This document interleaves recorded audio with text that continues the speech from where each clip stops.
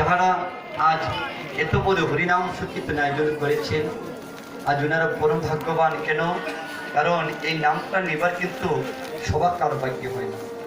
এই নাম নিতে হলে মা পূর্বের জন্মে যদি কোনো একটা দিন আমরা ভক্ত সঙ্গ করিতে পারি, পূর্বের জন্মে যদি কোনো একটা দিন শুদ্ধ বৈষ্ণবের চরণজলি অঙ্গে লেপন করতে পারি, তাহলে হয়তো এই জন্মে আসিয়া এভাবে আমরা চাঁদের বাজার কেনা বসাতে পারবো। হরিব অনেক বাক্যের ফলে নাম নিয়েছি। দেখুন ভগবান কেন আসতেন এখানে, এই কলিযুগে কেন আসতো বাবা? পরম তত্ত্ব জানিতে চাই, মহাপ্রভুর গুরুই কেন ভারতে গোসাই। ভগবান এই জগতে যখন আসলো, প্রথমেই কলিযুগে আসিয়া উনি কিন্তু প্রথমেই গুরু দীক্ষা নিচ্ছেন। কেন দীক্ষা দিলেন? আমাদের মনে প্রশ্ন জাগে না যে যিনি এই জগৎটাকে সৃষ্টি করলো, যিনি এই জগৎটাকে চালাচ্ছেন, উনি কেন গুরু দীক্ষা নিলেন? একটাই মাত্র কারণ, ভগবান মনে মনে ভাবলেন আমি যদি গুরু দীক্ষা না নিই, এই জগতে কোনো ভক্ত গুরু স্মরণ করবে না। নিতাই গুরু হরিব। তাই আপনি আচার্য ধর্ম জীবের শিখায়, সেই সিদ্ধান্ত শ্রীমদ ভগবতে খায়। নিজে আচরণ করিয়া এই কলিজীবকে শিক্ষা দেবে।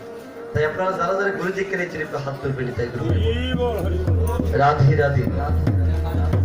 যারা দীক্ষা দিয়েছেন, যারা গুরু দীক্ষা নিলে সবাই একটা হাত কানা তুলুন। নিতাই গুরু হরি বল। হাতটা নামে হাতটা তুলে রাখুন। নিতাই গুরু হরি বল। সবাই প্রেম সে বলবে রাধে রাধে। প্রেম সে বলো রাধে রাধে, রাধে রাধে। যারা দীক্ষা নিয়েছে সবার চরণে একটা নিবেদন থাকবে। একটি কথা আছে, দীক্ষা নিলে শুধু শিষ্য হওয়া যায় না, গুরু কর্ণমূলে যে নাম দিল, যেদিন থেকে নাম দিল সেদিন থেকে নাম কানা নিলাম, আর পরদিন থেকে সেই নাম কানা ভুলে গেলাম, এটাকে কিন্তু শিষ্য বলা হয়। শিষ্যের কাজটুকু কি? আমাদের কাজ কি? গুরুদেব কর্ণমূলে যে মধুমাখা কৃষ্ণ নাম দিলে, গুরুদেব কর্ণমূলে যে মধুমাখা বীজমন্ত্র দিল, আমরা যেন দিনে একবার হলেও যেন আমরা সেই নাম কানা স্মরণ করতে পারি। হরি বল। অন্ধ জীব তোরাইতে ভগবান ও হরি, দরাদামি অবতীর্ণ গুরুর উপদানি। দেখুন বাবা কি বলেছে, অন্ধজীব তরাইতে। অন্ধজীব কারা? এই যে আজ আমরা যত ভক্তবৃন্দ আসলাম, আমরা কীর্তনিয়া বৃন্দ আসলাম, আমরা হচ্ছে সবাই অন্ধজীব। এই অন্ধজীবকে তরাইতে নিজে ভগবান সেই বৃন্দাবন থেকে এই কলিযুগে অবতীর্ণ হয়েছে। কলিযুগে অবতীর্ণ হইয়া আজ উনি প্রথমে গুরু দীক্ষা নিলেন। আরেকটি কথা বললেন, গুরু নিন্দা কব নাহি করিব শ্রবণ, গুরু মন্ত্র আরা দিলে পাবো কৃষ্ণ দন। কি বলেছেন? যেখানে হয় গুরু নিন্দা, আমার গুরু যদি চোর হয়ে থাকে উনি আমার কাছে ভগবান, আমার গুরু যদি ডাকাত হয়ে থাকে উনি আমার কাছে পরম ঈশ্বর। তাই বলেন কি, যেখানে গুরু নিন্দা হয় আমরা সেটা নাই যাই না। গুরুর চরণ যদি আমরা ভজন করিতে পারি, তাহলে ব্রজের রাধা কৃষ্ণের চরণ যদি আমরা অনায়াসে পেয়ে যাবো। তাই আরেকটি কথা বলেছেন, দেখুন গুরু হৃষ্ট হলে কৃষ্ণ রাখিবার নারী নারী, আর কৃষ্ণ যদি রুষ্ট হয়ে যায় গুরু রাখিবার পারে। যেমন ধরুন ভগবান যদি আপনার উপর বিমুখ হয়ে যায় মা, তাহলে আপনাকে বাঁচাতে পারবেন পরম দয়াল শ্রী গুরুদেব। আর গুরু যদি আপনার উপর বিমুখ হয়ে যায়, তাহলে স্বয়ং ভগবানেরও ক্ষমতা নিয়ে আপনাকে বাঁচাতে হইব। এটা আমার কথা না, শাস্ত্রে প্রমাণ আছে। তাই যে জায়গায় স্থানে বসে আছে কিংবা দাঁড়িয়ে আছে, সবাই আপন আপন গুরুর গোস্বামী নামটা স্মরণ করিয়া আমরা যে বিষয়টুকু নিয়ে দাঁড়িয়েছি আমরা সেই বিষয়ে প্রবেশ করব। তাই যে যেখানে দাঁড়িয়ে আছেন কিংবা বসে আছেন, আপন আপন গুরু গোস্বামী নামটি স্মরণ করবেন। সবাই একটু কৃপা করে হাত কারা তুলবেন। নিতাই গৌর হরি বল। রাধে রাধে। এক হাত তুললে হবে না মা, দুই হাত তুলতে হবে। নিতাই গৌর হরি বল। রাধে। হাতটা না হয় না, হাতটা তুলে রাখুন। নিতাই গৌর হরি বল। এই যে আজ আমরা বলছি যে আপনারা হাতটা তুলবেন। পুলিশ যখন আসামিকে ধরতে আসে, আসামি দুই হাত তুলে সিলিন্ডার করলো বাবা। আজ আমরা গৌর চরণে এসেছি, রাধানীর চরণে এসেছি, আজ তাহার চরণে এই দেহটাকে নিবেদন করে দেবো। নিতাই গৌর হরি বল। তাই সবাই কৃপা করে আমাদের সঙ্গ দিবেন। সবাই কৃপা করে একটু হাতে করতাম কমে একসাথে মৃত হয়ে। দয়াল শ্রী গুরু বিনে এক নবনে জীবনে মরণে আদিতে হন। হরে এক নবনে জীবনে মরণে আদিতে হন। দয়াল শ্রী গুরু জীবনে মরণে আর কেহ নাই তিন ভুবনে জীবনে মরণে আর কেহ নাই জীবনে মরণে আর কেহ নাই জীবনে মরণে আর কেহ নাই জীবনে মরণে আর কেহ নাই জীবনে মরণে আর কেহ নাই জীবনে মরণে আর তাই তিন ভুবনে জীবনে মরণে আর কেহ নাই গুরু আগে মন মনে কইল না গো মনে তারে কেন ডাকো না রে বা গুরু আদি বল ভুলে কইল না বল মন করিয়া কেন ডাক না রে বা গুরু আগে মন মনে কইল না গো মনে তারে কেন ডাকো না রে বা গুরু আদি বল ভুলে কইল না বল মন করিয়া কেন ডাক না রে বা আরে বলে তারে কেন ডাকো না রে বা আইরা বললে দাদিয়া কেন ডাক না রে বা বলে তারে কেন ডাকো না রে বা আইরে গুরু দাদিয়া কেন ডাক না রে বা এই গুরু বিনে এতনা বলে জীবনে মরণে আর কেহ নাই গুরু বিহনে তিন ভুবনে জীবনে মরণে আর কেহ নাই সত্যে বিহরে তথা রামতন গদারি তবে তে বংশীদারি সিনম কানা আইরে সুতে দেশি হরি দেতা করঙ্গন বিদারি রাপরতে বংশীদারি তিনম্বর কানা সত্যে বিহরে তথা রামতন গদারি তবে তে বংশীদারি সিনম কানা আইরে সুতে দেশি হরি দেতা করঙ্গন বিদারি রাপরতে বংশীদারি শ্রীনন্দ কানা ওরে তবে তে বংশীদারি সিনম কানা আইরে রাপরতে বংশীদারি শ্রীনন্দ কানা ওরে তবে তে বংশীদারি সিনম কানা আইরে রাপরতে বংশীদারি শ্রীনন্দ কানা দয়াল শ্রী গুরু বিনে এতনা ভুবনে জীবনে মরণে আর কেহ নাই দয়াল গুরু বিহনে তিন ভুবনে জীবনে মরণে আর কেহ নাই আরে কোলে গৌরাঙ্গ জটকালয় ভক্তগণের সঙ্গে নিয়ে নাচের নেতা আইরে বলিতে গৌরাঙ্গ ডাকা নাবজঙ্গ ভক্তগণ সঙ্গে নিয়া নাচের নেতা কোলে গৌরাঙ্গ জটকালয় ভক্তগণের সঙ্গে নিয়ে নাচের নেতা আইরে বলিতে গৌরাঙ্গ ভক্তগণ সঙ্গে নিয়া নাচের নেতা আরে ভক্তগণ সঙ্গে নিয়ে নাচের নেতা আইরে ভক্তগণ সঙ্গে নিয়া নাচের নেতা আরে ভক্তগণ সঙ্গে নিয়ে নাচের নেতা ওরে ভক্তগণ সঙ্গে নিয়া নাচের নেতা আরে নাচের নেতা নাচের নেতা আরে ভক্তগণ সঙ্গে নিয়ে নাচের নেতা আদি ভক্তগণ সঙ্গে নিয়া নাচের নেতা দয়াল শ্রী গুরু বিনে একনা ভুবনে জীবনে মরণে আর কেহ নাই দয়াল গুরু বিহনে তিন ভুবনে জীবনে মরণে আর কেহ নাই जय महाप्रभु की जय महाप्रभु की राधा रानी की आपके हरिनाम संकीर्तन की राधे राधे श्री गुरु बिने एतिनो भुवने जीवनी मरणी आरे केवल নাই গুরু হচ্ছেন গুরু কৃপাই কেবল আমাদের প্রত্যেক সংসারে দেখবেন আমাদের তিনজন গুরুদেব আছে প্রথম গুরু হচ্ছেন কে আমাদের মাতা পিতা দ্বিতীয় গুরু হচ্ছেন কে আমাদের শিক্ষা গুরু যিনি আমাদেরকে শিক্ষা দিয়ে থাকেন তৃতীয় গুরু হচ্ছেন কে যেদিন এই দেহ থেকে প্রাণ পাখিটা চলে যাবে যেদিন চারজন কাঁধে করিয়া সে জনমের মতো শ্মশান ঘাটে নিয়ে যাবে একমাত্র ববপারি কান্ডারি হচ্ছেন আমাদের পরম দয়াল শ্রী হরিবল হরিবল উনি হচ্ছেন আমাদের দীক্ষা গুরু যাহার চরণদুলির ছাড়া আমরা বব নদী পার হতে পারবো না হরিবল হরিবল গুরুর কথা যদি বলি তাহলে অনেক বিলম্ব হয়ে যাবে তাহলে তবু একটু কথা বলতে চাই দেখুন গুরুকে ভজন করে কিন্তু একজন আগে পড়ে গিয়েছিল আর গুরু কিন্তু পিছনে পড়ে গিয়েছিল এই কথাটা যদি জানতে হয় আমাদের চলে যেতে হবে কোথায় মা সেই ত্রেতা যুগে রামচন্দ্র প্রভু প্রথম সুজন বনে এসে গিয়েছিল মা জানি আমরা কত বছর জন্য মা?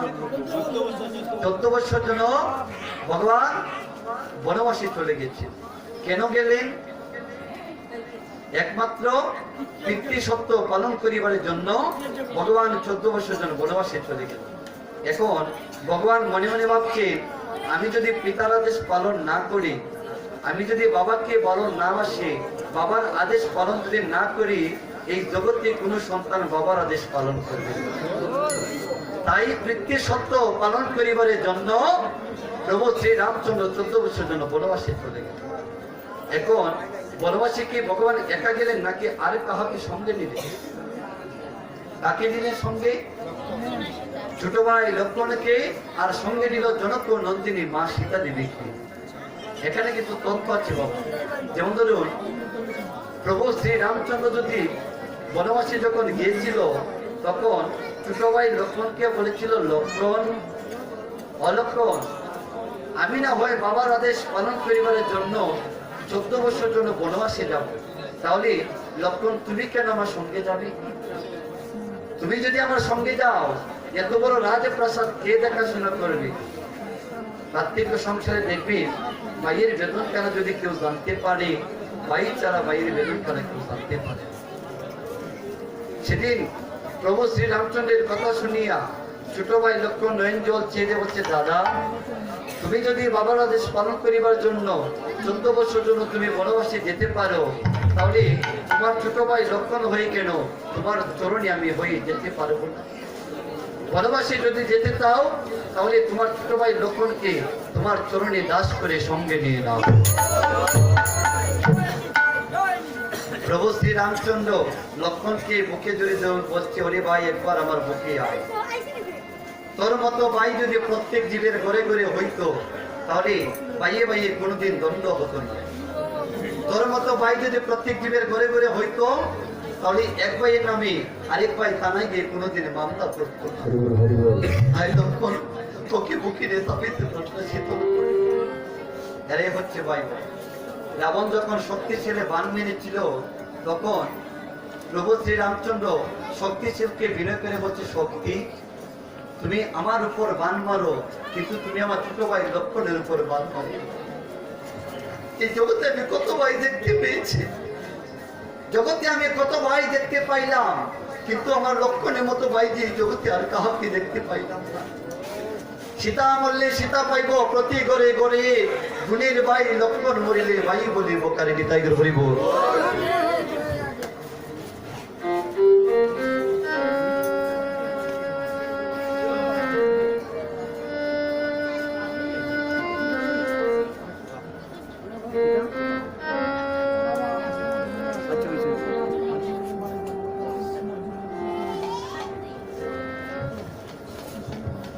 শক্তিশালকে বিনয় করে বলতো, শক্তি সীতা মরলে সীতা পাইব প্রতি ঘরে ঘরে, কিন্তু গুণের ভাই লক্ষ্মণ মরিলে এই জগতে আমি ভাই বলে আর কাউকে রাখতে পারবো না। এরাই হচ্ছে ভাই বাবা। আর আমাদের প্রত্যেক সংসারে যে ভাই আছে, দেখবে সামান্য সম্পত্তির কারণে এক ভাইকে রাখি আরেক ভাই জনমের মতো চলে যায়। এক ভাইয়ের নামে গিয়ে আরেক ভাই থানায় গিয়ে মামলা করি, কিন্তু একটা দিন ভাবিতে পারলাম না, যেদিন আমার ভাই আমাকে চালিয়ে জনমের মতো চলে যাবে, যেদিন করে গিয়ে ভাইকে ভাই বলে রাখতে পারবো না, আমরা সেদিন বুঝিতে পারবো বাইরে কতটুকু বাবা, বাইরে কতটুকু বেদনা। কাজেই যাদের করে ভাই আছে যুবক বন্ধুগণ, সবার চরণে একটা নিবেদন, কেউ কোনোদিন ভাইকে ভাইয়ের মনে কোনোদিন দুঃখ দিবেন না, কেউ ঘরে গিয়ে কোনোদিন বড় ভাইকে দুঃখ দিবেন না, বড় ভাইয়ের মনে কোনোদিন কষ্ট দিবেন না। আজ কি করলো প্রভু শ্রী রামচন্দ্র জনক ও নন্দিনী মা সীতা দেবীকে সঙ্গে করে, ছোট ভাই লক্ষ্মণকে সঙ্গে করে চলে গেল 14 বছর জন্য বনবাসে। এখন বনবাসে গিয়ে কিন্তু একজনকে হারালেন বাবা। বাবা ভগবানকে গিয়ে কিন্তু বনবাসে গিয়ে কিন্তু একজনকে হারিলেন। কাকে হারালেন? কাকে হারালেন মা? জনক ও নন্দিনী মা সীতা দেবীকে। কে হরণ করে নিয়ে গেল? লঙ্কার রাজা রাবণ, তাই তো বাবা? দেখুন, রাবণ যদি মা সীতা দেবীকে হরণ করে নিয়ে না যেত, তাহলে লঙ্কাপুরীতে কোনোদিন লক্ষ্মী গড় স্থাপন হতো না। আর লক্ষ্মী গড় যদি স্থাপন না হতো, লঙ্কাপুরীতে কোনোদিন তুলসী বৃক্ষ রোপণ হতো না। আর তুলসী বৃক্ষ যদি রোপণ না হতো, লঙ্কাপুরীতে কোনোদিন মহাপ্রসাদ তৈরি হতো না। আর মহাপ্রসাদ যদি তৈরি না হতো, এই কোনোদিন মহাপ্রসাদ এই ভক্ত সমাজে মহাপ্রসাদ বিতরণ হতো না। এই চারটা কারণে হলো, তুলসী বৃক্ষ রোপণ হলো, লক্ষ্মী গড় স্থাপন হলো, মহাপ্রসাদ তৈরি হলো, আর এই মহাপ্রসাদ ভক্ত সমাজে বিতরণ হলো। এখন আমরা তো সবাই জানি বাবা যে রাবণ হচ্ছে পাপিষ্ঠ মানুষ, জানি তো বাবা, কিন্তু না, রাবণ কোনো পাপিষ্ঠ মানুষ ছিল না। আমাদের ছিল ভক্তি, আর রাবণের ছিল ভক্তি শূন্য হৃদয়। যেমন ধরুন, যেদিন থেকে মা সীতা দেবীকে চুরি করে নিয়ে গেল, মন্দাদরী দুটি নয়ন জল খেয়ে দেখাচ্ছে, প্রভু আপনার এক দুইটা বউ নয়, যাহার ছিল 10,000 স্ত্রী। মন্দাদরী বলছে, আপনার 10,000 স্ত্রী থাকতে আপনি কেন ভগবানের বউকে চুরি করে আনলেন? কেন ভগবানের বউকে চুরি করে আনলেন? রাবণ সেদিন বলেছিল, মন্দাদরী আমি তো তোমার মতো বোকা নই, আমি তো তোমার মতো বোকা নই।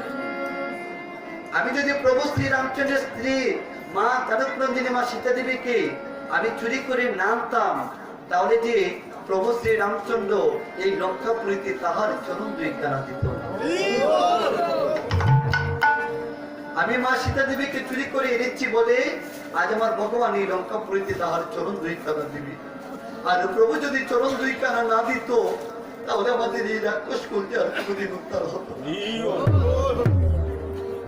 এই রাক্ষস কুলকে আর কোনোদিন উদ্ধার হতো না। মন্দাদরী গো, আমি দেখতে পেয়েছি যেদিন থেকে মা সীতা দেবীকে চুরি করে আনলাম, সেদিন থেকে তুমি দুটি নয়ন জল চেয়ে দিয়ে কাঁদছো। কিন্তু মন্দাদরী আমি যে কেন কাঁদি না তুমি জানো? মন্দাদরী বলছে, কেন কাঁদো না প্রভু? মন্দাদরী গো, আমি এই জন্য কাঁদি না, মা সীতা দেবীকে চুরি করে এনেছি, আমার প্রভু তো এই লঙ্কাপুরীতে তাহার চরণ দুই কানা দিবে। মা সীতা দেবীকে উদ্ধার করিবার জন্য আমার প্রভু এই লঙ্কাপুরীতে আসবে। এখন সেদিন যেদিন আসবে আমার প্রভু শ্রী রামচন্দ্র, সেদিন যদি এই রাজ্যে জল না থাকে, আমি কেমন করে প্রভুর চরণ কানা দত্ত করব? এই জন্য আমি কাঁদি নাই, যেদিন আমার ভগবান এই লঙ্কাপুরীতে তাহার চরণ দুই কানা দিবে, আমার নহিনে জল দিয়ে আমার ভগবানের চরণ কানা আমি দৌত করবো নি। তাই তাহলে বাবা আমরা বুঝতে পারলাম, রাবণের কোনো বদমতলব ছিল না, রাবণের ছিল ভক্তি শূন্য হৃদয়, আর আমাদের ছিল ভক্তি। এখন প্রভু শ্রী রামচন্দ্র সীতা দেবীকে হারিয়ে আজ সীতা সীতা বলে কাঁদে। সীতা, তোমাকে হারিয়ে যে রাম রেখা কি হয়ে গেল, একেবারে কৃপা করে তুমি দেখা দাও। সঙ্গে ছিলেন ছোট ভাই লক্ষণ। সে দেখলো দাদা কাঁদছে, কিন্তু সর্বভূমিতে কেন রক্ত ভেসে যাচ্ছে। দাদাকে জিজ্ঞাসা করল, দাদা সীতা দেবীর নামে কাঁদছ ভালো কথা, কিন্তু ভূমিতে কেন রক্ত ভেসে যাচ্ছে? হঠাৎ প্রভু শ্রী রামচন্দ্র চেয়ে দেখলো যে দেনুকে হেলান দিয়েছিল বাবা, সেই দেনুকে নিচে ছোট একটি ব্যাঙ চাপা পড়ে গেছে। আর ব্যাঙের রক্তেতে প্রভু শ্রী রামচন্দ্রের নয়নের জলে একটি নদীর সৃষ্টি হলো, আর সেদিন থেকে সেই নদীর নাম হলো বৈতরণী নদী। এখন প্রভু শ্রী রামচন্দ্র ব্যাঙটাকে হাতে নিয়ে বলছে, হেরে বে, আমি যখন তোকে আঘাত করলাম, আমি যখন তোর অঙ্গে ব্যথা দিলাম, তুই চিৎকার করে কাঁদলে না কেন? দেখবেন আমাদের প্রত্যেক সংসারে বাবা, কেউ যদি একবার আমাদেরকে আঘাত করে, আমরা কি করি? চিৎকার করে আঘাতের পরিবর্তে আমরা আঘাত দিয়ে দিই। কিন্তু ব্যাঙটাকে রামচন্দ্র প্রভু বলছেন, ওরে ব্যাঙ, আমি যখন তোকে ব্যথা দিলাম, তুই চিৎকার করলি না কেন? ব্যাঙটা দুটি নয়ন জল চেয়ে দিয়ে বলছে, প্রভু এই জগতে কত ভক্ত তোমাকে পাইবার জন্য আকুল প্রাণী রাখে, কত ভক্ত তোমাকে পাইবার জন্য মন্ত্রিত্ব ছেড়ে দিয়ে ভিখারী সাজে সজ্জিত হয়ে তোমার কাছে ছুটে গিয়েছে। রূপ গোস্বামী সনাতন গোস্বামী কি করেছিল দেখুন। সনাতন গোস্বামী এই সংসারে আসিয়া বুঝতে পেরেছিল যে এই জগতে আমার বলতে আর কিছু না, তাই কি করেছিল? রাজ পোশাক পরিধান করিয়া, যে সনাতন গোস্বামী ছিল রাজ্যের মন্ত্রী, সেই রাজ্যের মন্ত্রী হয়ে রাজ পোশাক পরিত্যাগ করিয়া ভিক্ষা জুড়ে কাঁধে নিয়ে মহাপ্রভুর চরণ আশ্রয় নিয়েছিল। ভেঙ্কটা বলছে, প্রভু এই জগতে কত ভক্ত তোমাকে পাইবার জন্য চিৎকার করে কাঁদে, আরে বলে ভগবান একবার তুমি আমাকে দেখা দাও। আর সেই ভগবান যখন আমাকে আঘাত করলো, বলো প্রভু আমি আর এই জগতে আর কাকে ডাকবো? আমার তো আর এই জগতে কাউকে ডাকার দরকার নাই। যিনি বব পারে কান্দারি, যার চরণাশ্রয় তারা বব নদী পার হতে পারবো না, আজ সেই ভগবান তো আমাকে আঘাত করলো। ভক্তের কথা শুনিয়া প্রভু শ্রীরামচন্দ্র দুটি নয়ন জল চেয়ে দেখাচ্ছে, ওরে ভক্ত, তুই পূর্বী জন্মে কি ছিলি? সত্য যুগে তুই কি ছিলি? ভেঙ্কটা বলছে, প্রভু সত্য যুগে ছিলাম আমি কর্ণব মুনি, আর আমার গুরুদেবের নাম ছিল বিশ্বাবসু মুনি। তাহলে ব্যাংক হয়ে কেমন করে জন্ম নিলি? প্রভু হে, প্রত্যেক দিন আমি গুরুর চরণ সেবা করতাম, গুরুর চরণ সেবা করিতে করিতে আমি গুরু শরীরে নখের আঁচড় দিয়েছিলাম, আঘাত করেছিলাম। সেদিন আমার গুরুদেব রাগান্বিত হয়ে আমাকে অভিশাপ দিয়েছিল, কর্তব্যনি তুই আমার শিষ্য হয়ে আমার শরীরে আঘাত করলি, আমি তোকে অভিশাপ দিচ্ছি, আগামী ত্রেতা যুগে যেন তোর বেনকুলে জন্ম হয়। আগামী ত্রেতা যুগে যেন তোর বেনকুলে জন্ম হয়। প্রভু গো, সেদিন আমার গুরুদেবের কাছে আমি জীবনের শেষের বেলা একটা জিনিস চেয়েছিলাম, বলেছিলাম, হে গুরুদেব, অভিশাপ যদি দিলে আমায় বেনকুলে জন্ম, এই আশীর্বাদটুকু দাও প্রভু, যেন ভগবানের চরণে আমার দেহ থেকে প্রাণ পাখিটা চলে যায়। বেনকুলে জন্ম দিয়েছ, তাতে কোনো দুঃখ নাই। বেনকুলে অভিশাপ দিয়েছ, জন্ম নিব, তাতে কোনো দুঃখ নাই। আমাকে বৃক্ষকুলে জন্ম দিও, তাতে কোনো দুঃখ নাই। তোমার চরণে আমার একটাই বাসনা, যেন ভগবানের চরণে আমার দেহ থেকে প্রাণ পাখিটা চলে যায়, যেন আমি ভগবানের চরণে মরতে পারি। এই আশীর্বাদটুকু দাও প্রভু। প্রভু শ্রীরামচন্দ্র বলছে, তোর গুরুদেব তোকে আশীর্বাদ দিল আমার চরণে মরবি, আর অভিশাপ দিল বেনকুলে জন্ম হবে, তাহলে এখন তো তোর মরণ হয়ে যাবে, এই জীবনের শেষের বেলা তুই আমার কাছে কি চাস? দেখবি আমাদের যখন অন্তিমকাল চলে আসে, যখন আমাদের মরণের সময় হয়ে যায়, জীবনের ঘন্টা যখন বেজে যায়, তখন আমাদের মনে কত বাসনা আসে, আমার পুত্রকে যেন ভালো করে দেখতে পারি, আমি যেন ভালো ভালো কিছু খাবার খেতে পারি।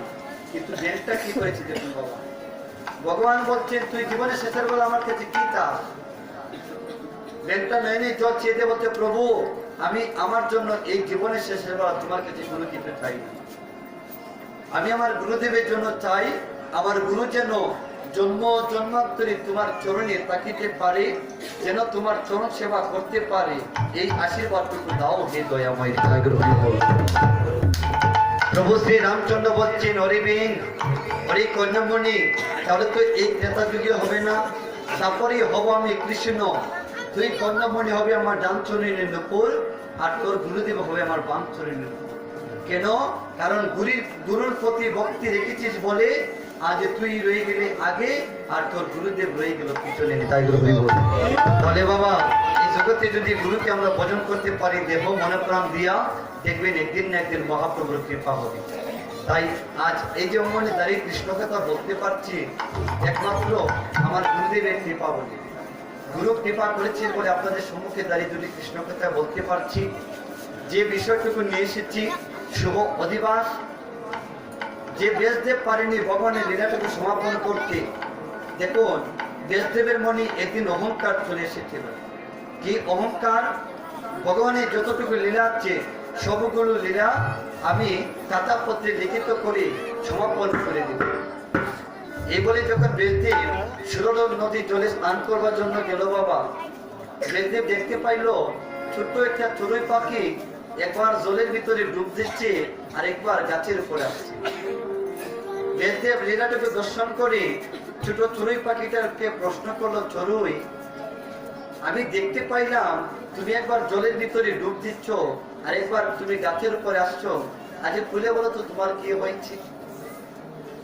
ছোট চড়ুই পাখিটা সেদিন বলেছিল, ওরে ব্যাসদেব, আমার মনে বাসনা এসেছে কি জানো? এত বড় সূরজ নদীর জলকানা আমার ছোট টুটি করে আমি শুকিয়ে ফেললাম। ব্যাসদেব এই কথা শুনে মুসকি মুসকি হাসছেন আর বলছেন, ওরে চড়ুই, বিধাতা তোমাকে জন্ম দিল সামান্য একটা ছোট চড়ুই পাখি হই, তাও বেশি বড় সড়ো দিল না। আর সামান্য ছোট চড়ুই পাখি হইয়া তুমি ভগবানের লীলাটাকে সমাপন করবে, তাহলে কেমন করে বলো তো এত বড় সূরজ নদীর জলকানা তুমি শুকাবে? ছোট চড়ুই পাখি সেই কথা শুনে বলছে, ওরে ব্যাসদেব, আমি যদি সূরজ নদীর জলকানা শুকাতে না পারি, আমি যদি সেই সূরজ নদীর জলকানা শুকাতে না পারি, তাহলে তুমি ব্যাসদেব হইয়া মনুষ্য কোলে জন্ম নিয়ে কেমন করে তুমি ভগবানের লীলাটাকে সমাপন করবে?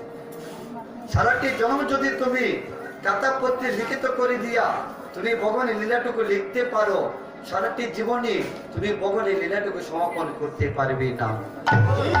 তাহলে এই ব্যাসদেব পারেনি ভগবানের লীলাটুকু সমাপন করতে, আর আমার মতো পাপিষ্ঠ কীর্তনিয়া নরাধম কীর্তনিয়া কেমন করে আপনাদের সম্মুখে অধিবাস কীর্তন পরিবেশন করব?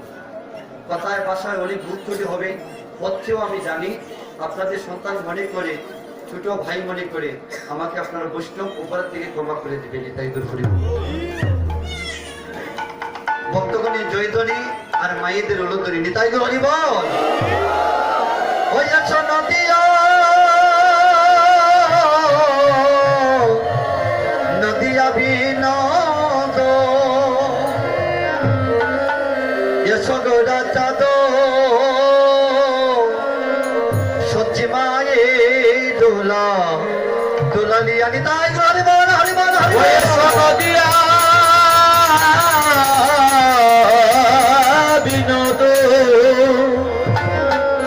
এসো গৌরা চাঁদ সতী মায়ের দোলা নিয়া,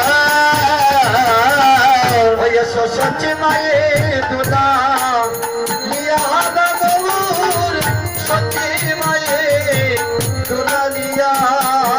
এসো সতী মায়ের দোলা দিয়া বাবু, এসো সচ্চি মায়ে দোলা দিয়া এসো নদিয়া বিনোদ, এসো গোরা চাঁদ সচ্চি মায়ে দোলা লিয়া। নদিয়া বিনোদ, এসো গৌরা চাঁদ সতী মায়ের দোলা দিয়া, প্রভু গো নাচিয়া নাচিয়া নাচাইয়া এসো, নাচিয়া নাচিয়া নাচাইয়া এসো, তুমি নিজে নাচিয়া আরে জগৎকে নাচাইয়া নাচিয়া নাচিয়া নাচাইয়া এসো। ও তুমি নিজে নাচিয়া জগৎকে নাচাইয়া নাচিয়া নাচিয়া নাচাইয়া এসো।